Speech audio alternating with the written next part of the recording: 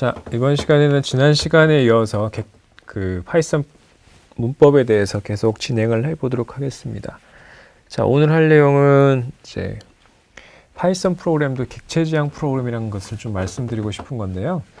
자, 다른 프로그램 언어처럼 파이썬도 이제 클래스라는 것을 사용해서 데이터와 관련된 함수 또는 메소드를 하나로 묶어서 사용할 수가 있습니다. 클래스가 지원이 되는 거죠.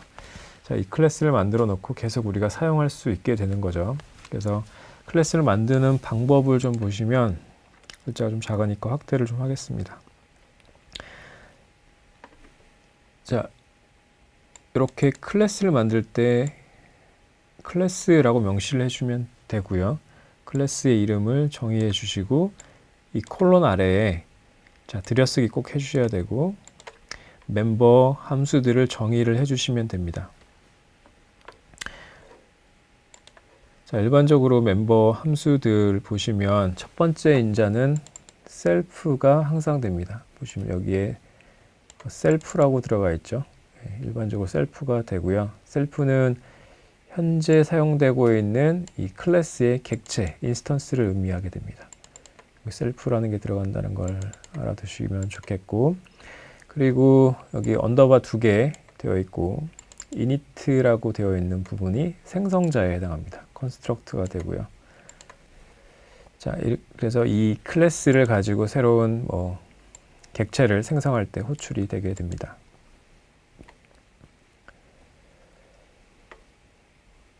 자, 이렇게 되어 있고요. 그리고 여기는 이제 파이썬 프롬프트에서 이 함수를 입력하거나 str이라는 함수로 보내면 이제 set 객체 문자를 표현하는 이런 것도 있고요. 그리고 우리가 만들어주는 여러 가지 함수들, add라든가 contains라든가 remove 이런 것들을 정의해서 쓸 수가 있습니다. 자세한 내용은 뒤쪽에 수업 시간이나 아니면 보조 자료를 가지고 이제 또 뒤쪽에서 설명을 또 할 겁니다. 일단은 이런 식으로 파이썬도 클래스를 만들어서 사용할 수 있는 객체 지향 프로그램이다라는 것을 좀 알아두셨으면 좋겠고, 여기에 멤버 함수들 정의해서 이렇게 쓰시면 됩니다. 자, 예를 들어서 여기서처럼 우리가 이게 만들었죠. 클래스를 만들었는데 이 클래스에서 여기에 얘처럼 초기 값을 이제 주어주게 되면 리스트가 주어지죠. 요거 가지고 set 집합이라는 걸 하나 만들고 add를 하게 되면 요 add 된 결과가 나오는 거고요. 실행시켜서 한번 볼까요?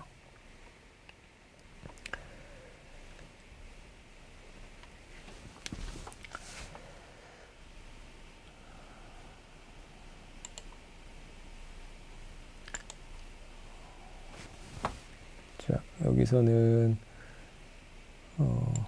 요게 실행될 때마다 출력이 나오게 되어 있는 거죠. 자, 보시면은 일단 숫자를 이제 이거를 출력을 한번 해볼게요.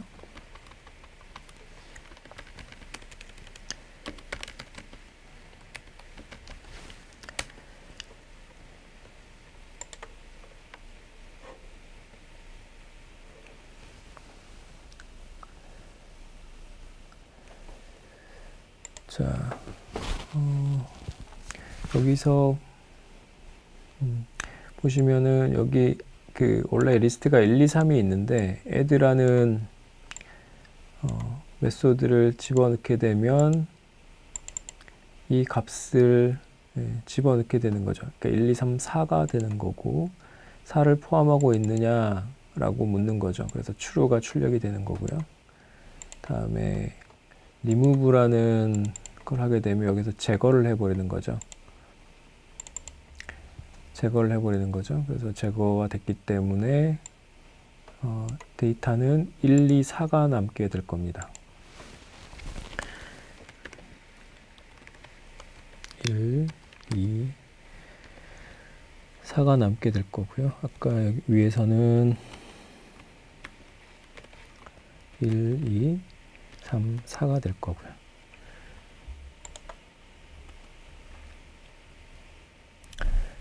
자, 포함되어 있나요? 제거가 됐으니까 포함되어 있지 않다고 이제 false가 출력이 될 겁니다. 자, 이렇게 확인이 가능하고요. 자, 클래스를 만들어서 쓸 수 있다라는 정도만 이해하고 넘어가도록 하겠습니다. 자, 다음으로 함수형 도구라는 게 있습니다. 가끔씩 이제 함수들을 호출할 때 어떤 함수의 특정한 부분만 사용해 가지고 우리가 새로운 함수를 만들고 싶을 때가 있습니다. 이를 partial function application 또는 calling이라고 얘기를 하고요. 자, 간단한 예를 한번 보겠습니다.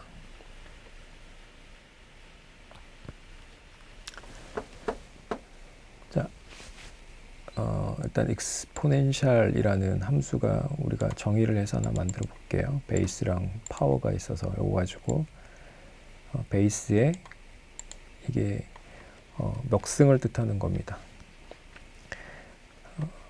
함수가 하나 있다고 가정을 해봅시다.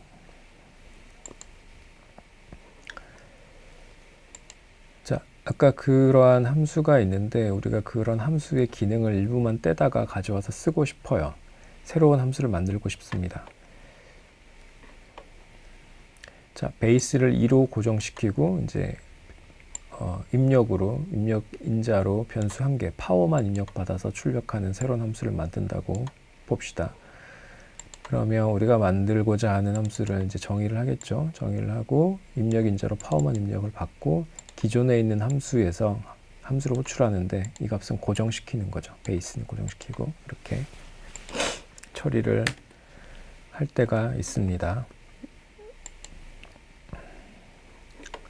자, 이렇게 아까처럼 해도 되는데 특별히 이제 펑션 툴에 partial이라는 게 있어요. 이 partial이라는 메소드가 있어서 이거를 이용하게 되면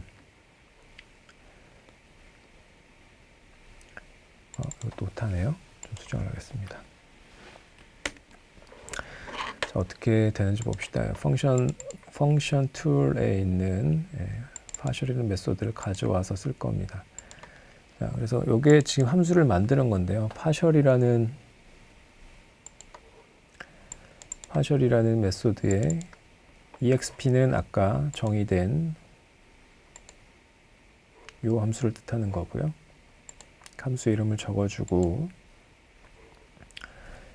자, 2라고 명시를 해주면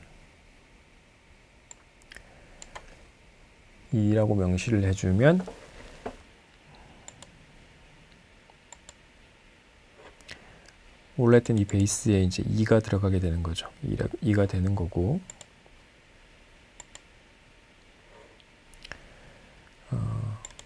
바로 이런 함수가 만들어지게 됩니다. 이게 바로 함수를 만든 거예요. 입력 변수를 이제 하나로 파워만 받는 함수로 만든 겁니다. 이전의 결과와 이제 동일한 건데 이런 식이 아니라 함수 이름하고 고정시킬 인자들만 정해주면 이렇게 바로 함수를 만들어낼 수가 있습니다. 그래서 4를 이제 입력으로 받아서 이제 처리가 가능한 거죠. 자, 이게 좀 잘못됐는데. 네. 자, 베이스가 2고 파워가 4니까 2의 4승이죠. 16이 결과가 나오게 됩니다. 또 이렇게 설정을 할 수도 있어요. 이게 함수의 이름이고 함수의 인자 중에 파워라는 게 있었죠.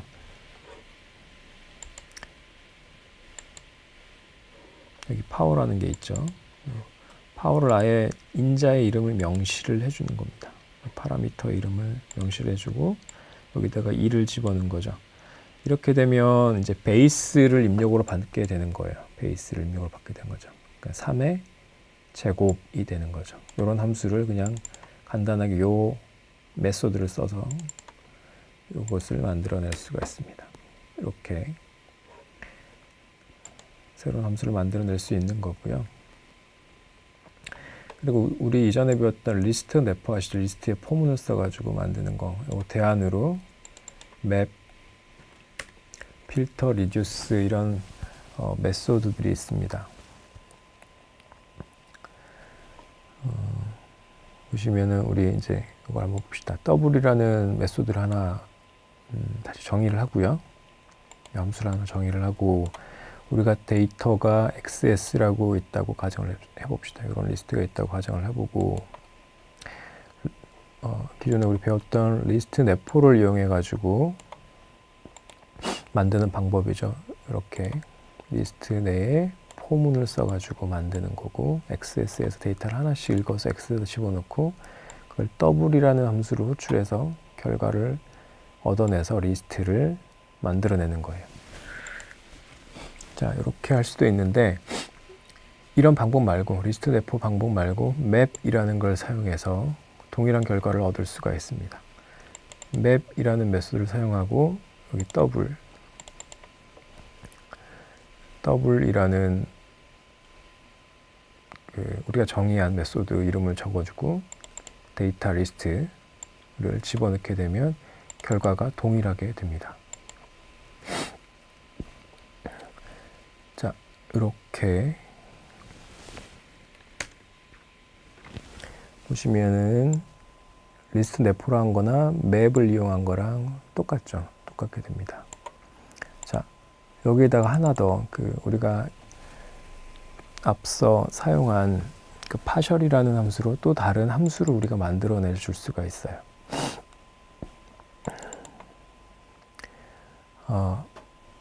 맵 함수랑 더블을 이용해서 이거를 2배로 만들어주는 새로운 함수를 만들어낸 거죠. 리스트 더블을 해주는 함수를 만든 겁니다. 그래서 여기에다 데이터셋을 집어넣게 되면 또 동일한 결과를 얻어낼 수가 있게 돼요. 좀 재밌는 표현이죠. 리스트 내포를 사용하든가 이 함수와 리스트를 매핑시켜서 하는 방식을 쓰든가 이 매핑 함수 자체가 이제 리스트에 있는 값을 하나씩 입력해서 결과 나온 걸 가지고 리스트를 만들어 주는 거죠. 이걸 가지고 또 새로운 함수를 우리가 만들어낼 수 있는 거예요. 이 맵하고 맵이랑 더블 합쳐서 새로운 리스트 더블이라는 걸 만들어내고 여기 데이터 셋, 그러니까 데이터 리스트만 집어넣게 되면 동일한 결과가 나오게 됩니다. 다음으로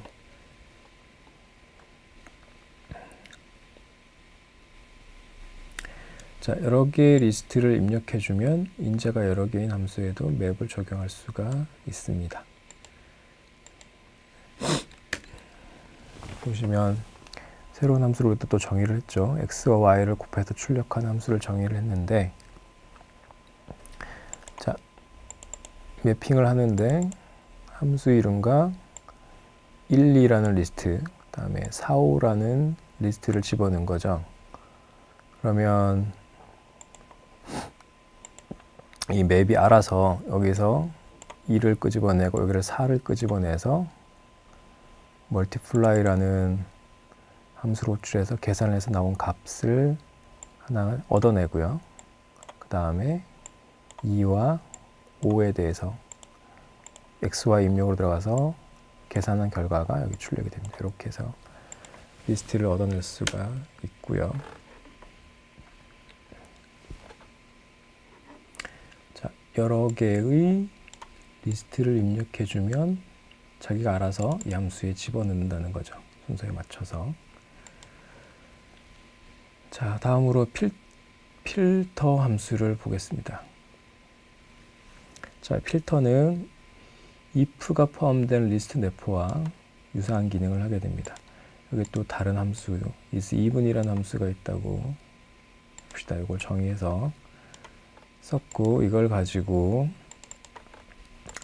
우리가 리스트 내포로 기존의 방식대로 만드는 거죠. XS에서 1, 2, 3, 4라는 데이터가 있는 리스트에서 데이터를 하나씩 끄집어낸 다음에 이 X가 짝수이면 그 결과를 저장을 하는 거죠. 1, 2, 3, 4에서 2, 4가 저장이 돼서 출력이 될 겁니다. 결과가. 자, 이 동일한 것을 이제 필터라는 걸 가지고 쓸 수 있다는 거죠. is even이라는 함수를 넣고 데이터셋을 집어넣게 되면 이 데이터셋을 이제 값을 하나씩 읽어들여서 이 필터라는 게 이 조건에 맞게 처리를 해준다는 거죠. 동일한 결과를 얻을 수 있고, 그러니까 우리가 사용했던 파셜 가지고 이 필터에다가 is even, 필터에다가 is even을 가지고 새로운 파셜 함수를 만들어낸 거죠. 리스트 even이라고 만들어내고 입력으로 데이터셋을 입력받으면 결과를 출력하는 새로운 함수를 우리가 만들어낼 수도 있습니다. 결과는 셋 다 동일하겠죠. 자, 다음으로 reduce라는 게 있습니다. 자, 이거는 리스트의 모든 항목을 순차적으로 합쳐주면서 리스트를 하나의 값으로 표현해 주는 거고요. 자, 보시면 이전에 했던 multiplier랑 XS라는 데이터셋이 있으면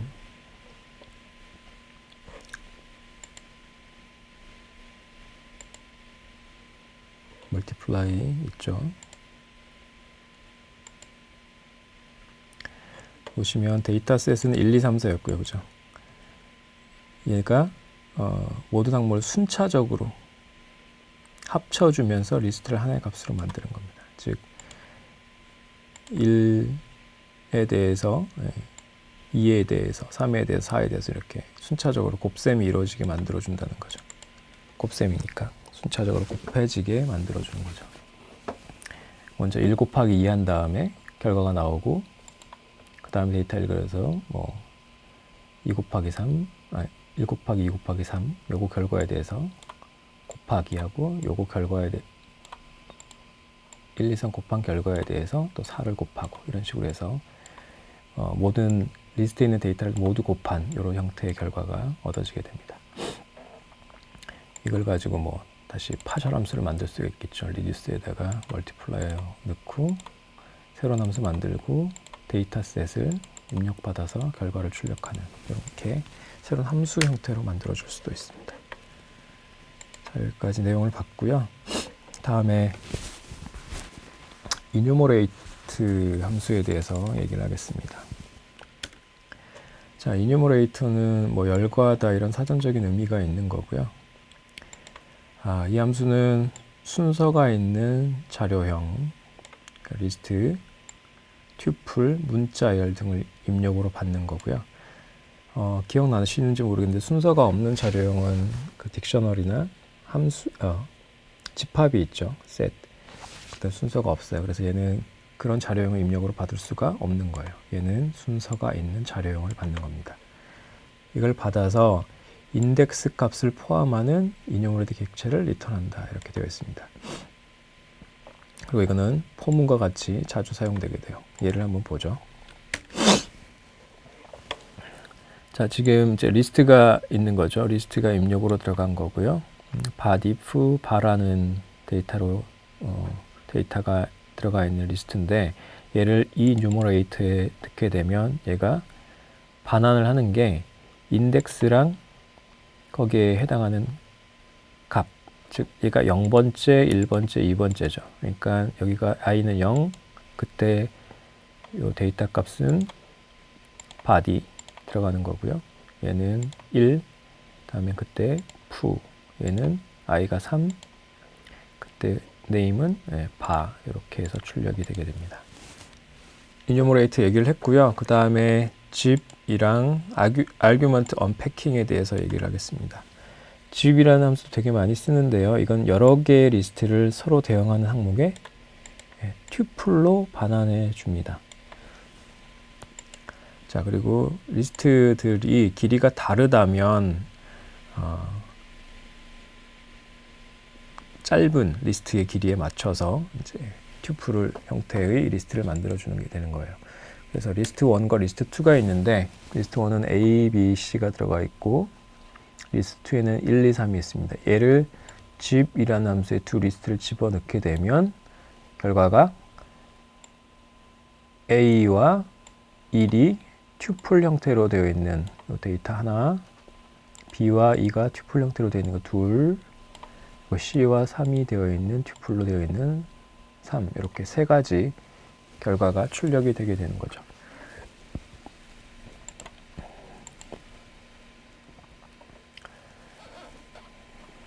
자, 앞서 본 것처럼 이렇게 묶여 있는 리스트들은 이제 다음과 같은 트릭을 이용해서 풀어줄 수가 있는데요.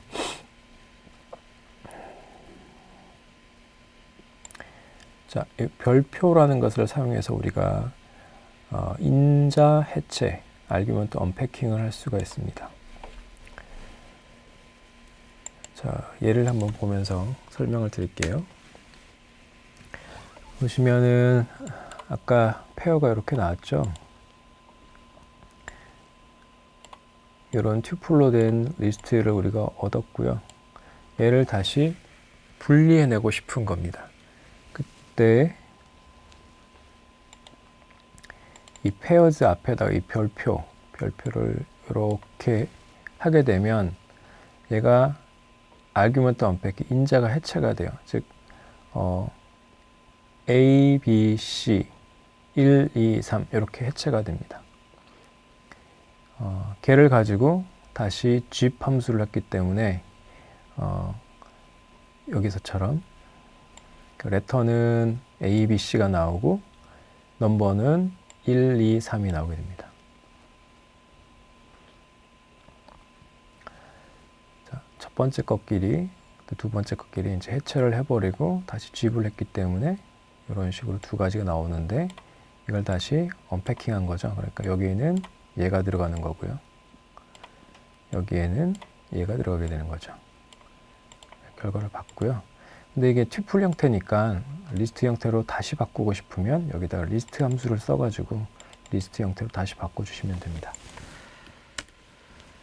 됐고.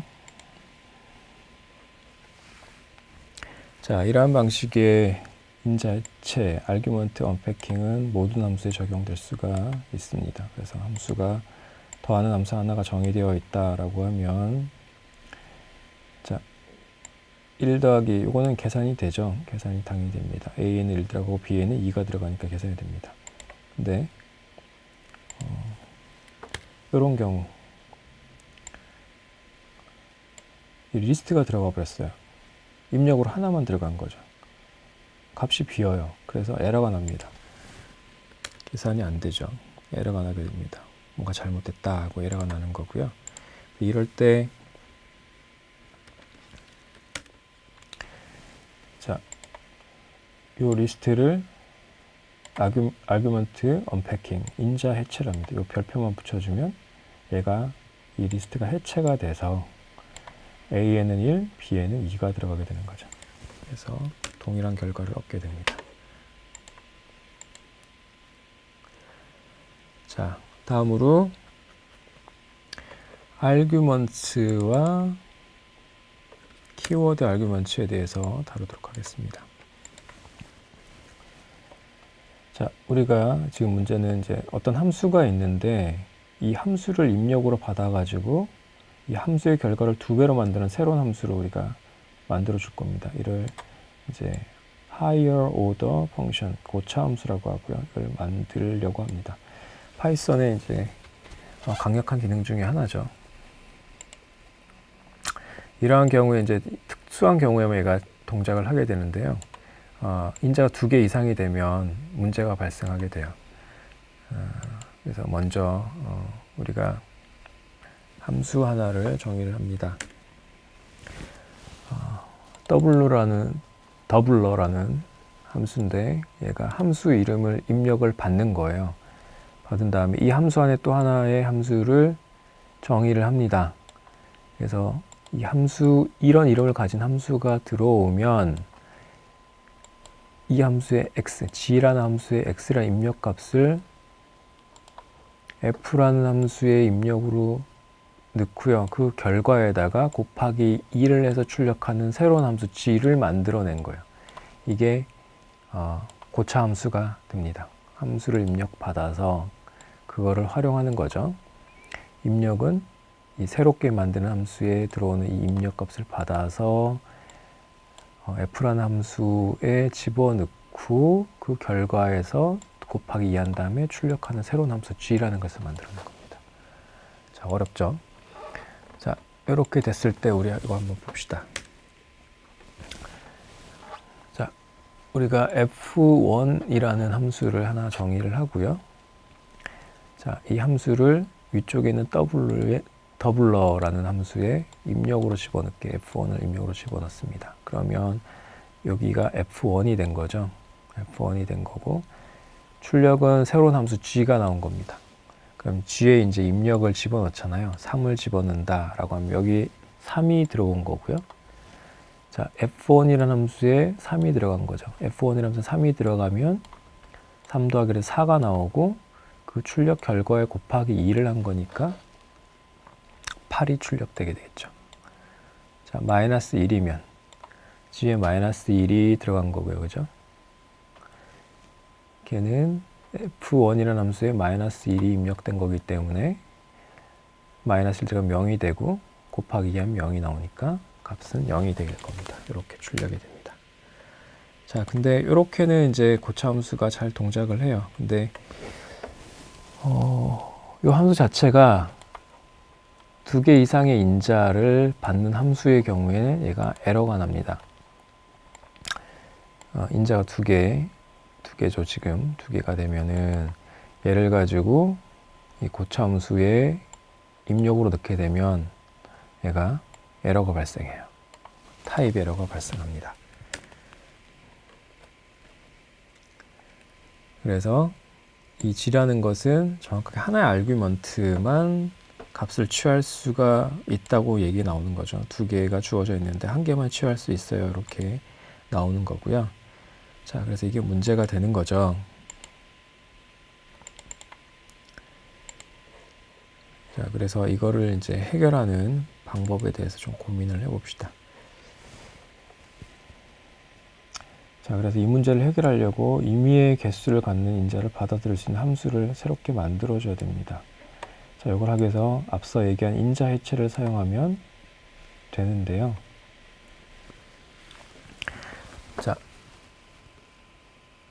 자, 여기서 arguments, args는 이름 없는 인자로 구성된 튜플을 뜻하고요. 자, 여기 kw, args는 이름이 주어진 인자로 구성된 딕셔너리에 해당합니다. 그래서 이게 인자 해체인데 얘는 하나 붙어 있고 얘는 2개가 붙어 있어요. 요거는 딕셔너리이기 때문에 이렇게 2개를 붙이게 됩니다. 자, 이런 매직 함수를 우리가 하나 만든다고 보면 이게 인자 해체하는 거죠. 해체하고 얘는 해체를 2번을 하게 되는 거죠. 그렇게 생각하시면 될 것 같고요. 자, 여기 어떻게 쓰이는지 봅시다. 이 매직 함수 보면은 1, 2가 되어 있죠. 얘는 이름이 없어요. 그죠? 그냥 데이터만 있는 거죠. 데이터만 있는 경우 얘가 arguments로 들어가게 되는 거고요. 다음에 얘는 이름이 있어요. 즉 키 값이 있는 거죠. 키 값이랑 밸류가 있는. 자, 이름이 주어진 인자. 키, 키2 얘는 이름이 주어지고 거기에 데이터 값까지 있죠. 얘는 딕셔너리 형태로 얘한테 입력이 되는 거예요. 자, 출력을 보시면 자, 얘가 들어왔죠. 얘는 아규먼트 저장이 되어 있는 거고 그리고 얘는 딕셔너리로 저장이 되는 겁니다. 딕셔너리 형태로 이렇게 저장이 됩니다. 자, 튜플 얘는 딕셔너리 형태로 저장이 됩니다.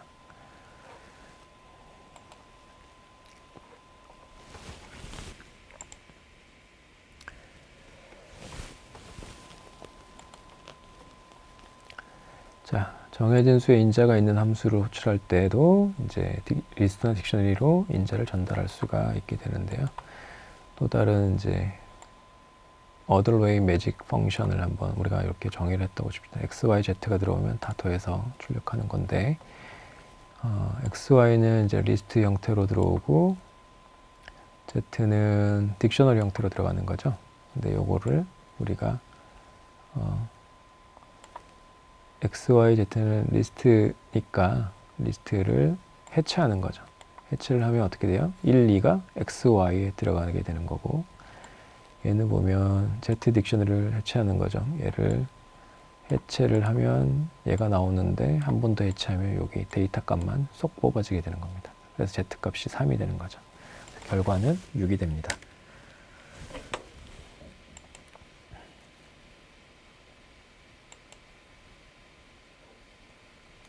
자, 이런 아규먼트랑 키워드 아규먼트를 이용하며 여러 가지를 할 수 있는데요. 앞서 얘기했던 그 고차 함수를 만들 때 생기는 문제들을 얘를 통해서 해결할 수가 있어요. 그래서 그 해결한 함수를 이렇게 정의를 한번 해봅시다. 얘도 여기 f라는 것은 함수의 이름일 거고 출력되는 함수를 이렇게 정의를 해버리는 거죠. 자, 아규먼트 그리고 키워드 알금처 이렇게 정의를 해버리는 겁니다. 그 다음에 여기 이름 가져온 거에다가 이렇게 집어넣죠. 입력으로 이름이 들어오면 요 함수도 함수 입력으로 얘를 집어넣고 그 출력에다가 2배를 한 함수로 만들어주는 거예요. 그런 걸 할 수 있는 이 함수가 이제 출력이 되는 거죠. 고차 함수를 이렇게 정의를 한 겁니다. 자, 그러면 아까 이전에 F2라고 있었죠.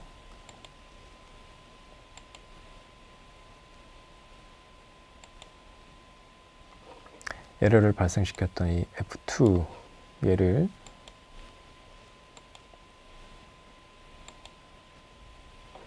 집어넣게 됩니다. 집어넣게 되면 얘가 F2가 되고 얘가 F2가 되는 거죠. 그리고 입력 1, 2를 집어넣게 되면 얘는 아규먼트에 들어가겠죠. 아규먼트에 들어가서 얘가 해체가 되잖아요. 그죠? 1, 2가 들어가면 얘가 튜플 형태로 들어가는데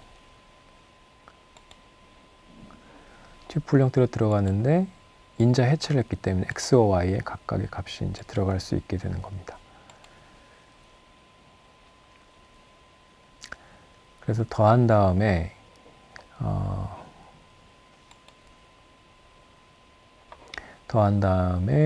더하니까 3이고 곱하기 2한 결과가 나오는 거니까 이제 6이 되는 거죠. 이렇게 되게 됩니다. 자, 여기까지 해서 기본적인 파이썬 프로그램에 대한 강의를 마치고요. 요거는 이제 풀립 러닝 형태로 제공되는 건데 중간중간에 수업 사전에도 쓰지만 여러분들 기억 안 나실 때 다시 이 강의, 문법 강의를 들어서 데이터 사이언스 하는데 필요한 내용들, 문법이 기억 안 날 때 꼭 활용하시기 바랍니다. 이상으로 강의를 마치도록 하겠습니다.